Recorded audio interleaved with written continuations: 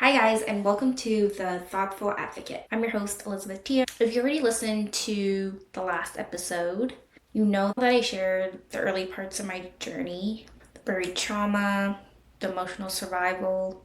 I was living in survival mode and how things unraveled once I could no longer shove the pain down. That episode was truly heavy, but it was just the beginning. So today's story is even more personal. The story of the summer I almost did not survive. Now, I've shared this story a bit on my Instagram in the description or the caption, but this is the first time you can see my face. It's the story of my second chance at life. Now, before I dive in, I want to preface this episode contains sensitive themes, including suicide and depression. If you're not in a space to hear this right now, please take care of yourself first and come back when you're ready. And if you are in that space, I feel for you. You're not alone. I've been there, and there's hope at the end of the tunnel. I see you. So the summer after high school, no, this is not a Katy Perry song. This was 2014 was when I graduated.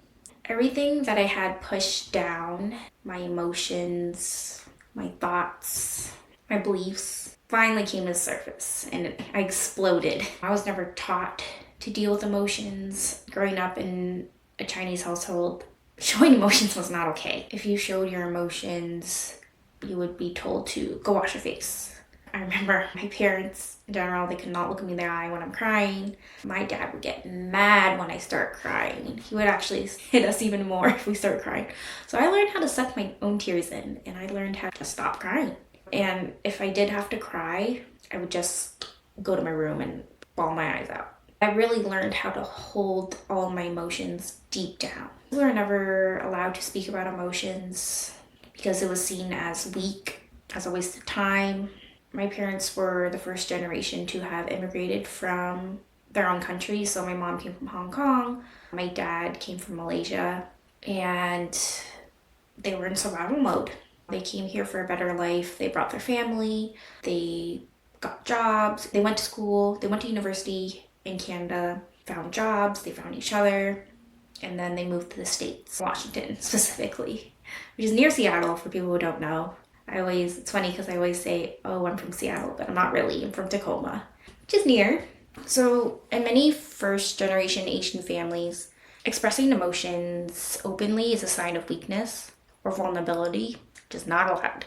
Parents who grew up in cultures, especially a lot of Asian cultures, where showing feelings was discouraged, you would get punished if you showed your feelings, and was often considered inappropriate. They tend to prioritize discipline, making sure that you do everything right, do everything perfectly, bring honor to your family, save face, and prioritize resilience, discipline, sacrifice over emotional expression. So this kind of upbringing, which I don't blame anyone for because it's passed down generationally, but there is a point where people need to take responsibility. So this emotional suppression and teachings of this, it teaches children with emotions, especially sadness, fear, anger, that they should be controlled or hidden to maintain harmony and peace, and so that you're not overburdening others. Because of this, many of us learn to repress our feelings from a very young age. We grew up thinking that being emotional means being weak or that our feelings aren't valid. So basically, we grew up thinking that being emotional is a sign of weakness or our feelings aren't valid, because we were told to shut them down. If you guys seen Vampire Diaries, when they turn off their humanity, it's not human. This in general makes it very hard to communicate our feelings or openly seek support when we're struggling, because we're like, if I'm really struggling right now, I don't want to be a burden to anyone else. I'm not going to ask for help, especially from family. That's why I thought it was so brave of my mom to ask her sisters for help, because at that time she didn't have a choice. Like, her supposed partner was out of commission, and the only person she could rely on, because we don't have family in Tacoma, most of her family actually lives in Ontario, so it showed her strength. I really looked up to her for doing that. But honestly, shoving the emotions down doesn't make it disappear. It just pushes it aside and helps it build up. Just like if you haven't cleaned your house in days, the dishes pile up, your emotions and feelings will also pile up. And it causes a lot of confusion, anxiety, depression later on, which explains a lot. Healing often begins with acknowledging and realizing what's wrong to begin with. I had just lost the only support I had because in middle school, my grandma moved to another country. I already lost my support system when she left. I had a really amazing high school experience. You can listen to the episode about it in my old podcast, the Zero Waste Conversation. We studied like animals at the zoo and did marine biology by the ocean. It was amazing. My friends became my support system in high school. I became really close with my group of friends and we spent a lot of time with each other, and every summer we have camp. We're super close and I could emotionally lean on them. Tell them my problems, and we shared so much together. We shared food, laughter, dumb jokes, and it was just so much fun. And the idea of losing them when my home life was not great was very scary for me. I was very scared of the unknown because I was going from a school of 400 people to University of Washington, which is like huge, probably thousands of students. And I was like, there's no way I'm going to make any friends. I just can't do this again. I really couldn't take another goodbye. The pain at that time came flooding in like a wave. I couldn't escape it. It was the fear of the unknown, the weight of my past, the hopelessness. It felt like I was drowning in my emotions. And I didn't have the tools to help me cope. I tried alcohol for the first time with prescription drugs that clearly said do not mix, which I thought I would die from, but luckily I didn't. I didn't want to feel anymore. I was devastated and I just hated my life at that point because I was like, it just got so good in so many ways. I had something to look forward to every time I left my house, but that was about to go away. And that was my first attempt. I tried again and again, but I couldn't bring myself to fully commit. And so thank God, because my whole future was waiting for me, and I think God knew that. And looking back at that moment, it was truly my second chance at life. So I remind myself every year on my birthday of this. You can see on my Instagram post at the Thoughtful Advocate that usually I say things I'm grateful, things I've learned, and also an homage to that year where I tried to take my own life. Because if I did, I wouldn't have realized how great or how good it can get. And it's still getting better. And this is just the beginning. So somehow in the middle of all that, my dad was employed for many years. I think he was going through his own shit. I think he had depression and anger management issues, a bunch of things. He did take me to see a psychiatrist, which I'm thankful for. It was my first time ever, and I remember sitting there frozen. I was literally mute, like I could not speak. And not surprising because before seeing the psychiatrist, my memory's a little blurry here, but I remember going to the general practitioner doctor and my dad sitting with me, with the doctor, saying something's wrong with me, tried to commit suicide. I think that's when my family doctor referred me to the psychiatrist, but I remember it being so scary because mental health is never talked about. And for my dad to sit there, to bring me to the doctor and sit with me, I guess showed he cared in some ways. Like I know he cared for me, it's just there's so much baggage and trauma.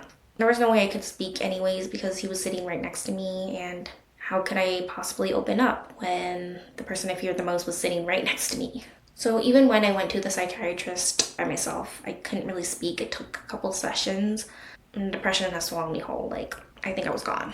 And I was really paranoid. I think I had some sort of psychosis because I generally believed someone was coming after me. Like every time I would see the helicopter fly over my room with lights at night, I would freak out. I'd be like, oh my God, they're coming after me. Because I felt like I did something wrong. Like after the suicide, taking pills, doing alcohol. Like I was always a goody two shoes. I never partied. I wasn't allowed to go out. So I felt like I killed someone, but I didn't. Just so many things were happening in my mind. And I couldn't tell anyone about it. I have journals actually where I would write my feelings down because I don't know what started that, but I have journals from high school where I write down my feelings, which would really help because there was no one I could tell besides my friends, but there's only so far I could dive into. And most of all, I hated myself at that point. I was like, why did I do this? I said words that my dad would say to me, moron, why would you do all this? And I was in a very dark place. My poor mom. So my mom was working full time because she was the only one bringing in income to the family at that point. My mom had finally had enough, understandably. And honestly, I think she's so brave for doing this. She endured so much in the marriage, so much trauma that she's still traumatized by it till this day. She finally made the brave decision to divorce my dad. Now, if you're Asian, or if you're in a more conservative culture in general, you know that divorce is like a death sentence. People are really ashamed. You do not divorce your husband. You're supposed to stick it out. It doesn't matter what happened. So a lot of people look down on you if you're divorced. Divorce was not an option. It's funny because I think there's only 2 moments I can remember where I ever saw my parents like in love. And other than that, they would just sit in opposite ends of the house and never talk to each other. That's my most common memory of them. And yeah, the amount of trauma that was in the house is overflowing. So by October 19th, my brother's birthday, I literally flew on a plane for the first time by myself to her sister's place, which is in Ontario, Canada.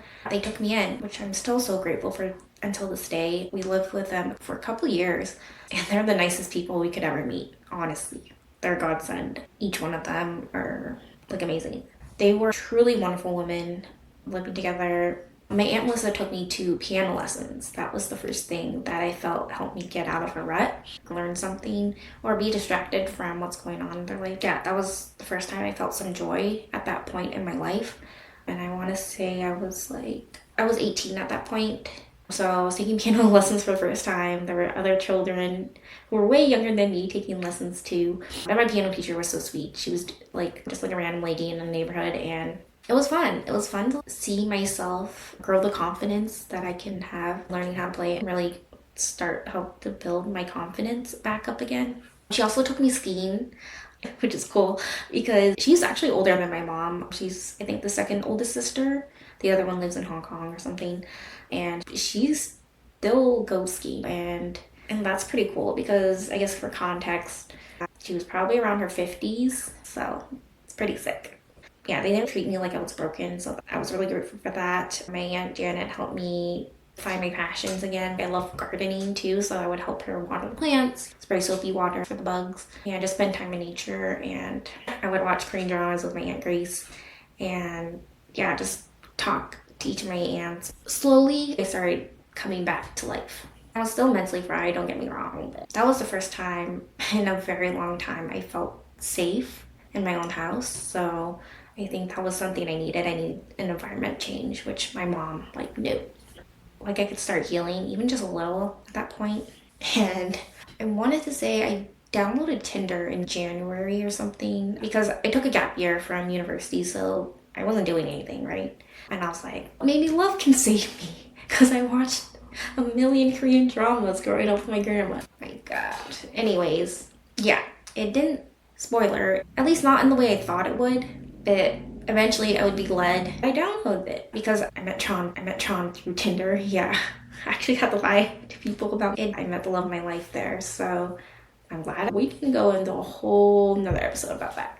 But even with John, someone who loved me and saw me for who I am, it was really hard for me to still love myself. I had to find love within myself first, and I had to learn how to forgive myself in the end. That was the hardest part. I really had to trust myself, and when you grow up always doing what you're told, it's very hard to learn how to trust yourself. And I had to believe that I was worthy of living a great life, a good life. I had to understand that I was worthy of that. So if you're listening to this and you feel like you don't want to be here anymore because, yeah, let's face it, the world's pretty bleak right now, please hear this. Truly, you're not alone. The reason why I'm even recording these episodes, these stories, sharing my past traumas, because I know someone out there can relate. I know it's going to resonate with someone. Even if it's just one person, I know that if I share my story, I can help them at least know that they weren't alone. Because when I was going through my darkest moments, if I could know that one person out there could understand what I'm going through, then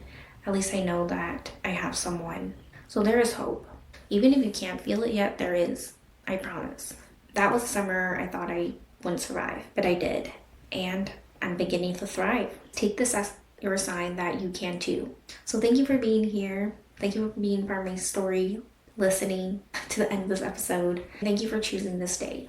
So if this episode resonated with you, please share it with someone who you think may need this, because they need to know that they're not alone. And you'll never know who it might save. I'll see you in the next episode. Until then, be gentle with yourself. You deserve it. You deserve love. You're worth. Thank you for listening to The Thoughtful Advocate. As always, you can always leave a comment, write a review, and yeah, I also love listening to your comments. So my friend Tammy wanted to share things that she does that are sustainable. She said a lot of Asians reuse containers, like yogurt containers brought from stores to store leftovers. And yeah, my aunts had a bunch of yogurt containers that they just wash and reuse. And honestly, it stored so many things. And I remember bringing it to bulk barns, so they get like goodies and stuff. So that's awesome. Thanks, Tammy. Okay, so today's sponsor is Kind Laundry. Just kidding, they're not really a sponsor, but I do have an affiliate code. Kind Laundry use natural ingredients, and it actually comes in these sheets. So much more useful than liquid laundry detergent, because that stuff gets messy. With Kind Laundry, you can bring this anywhere. It's literally in a box, pack in your suitcase, and it's that easy.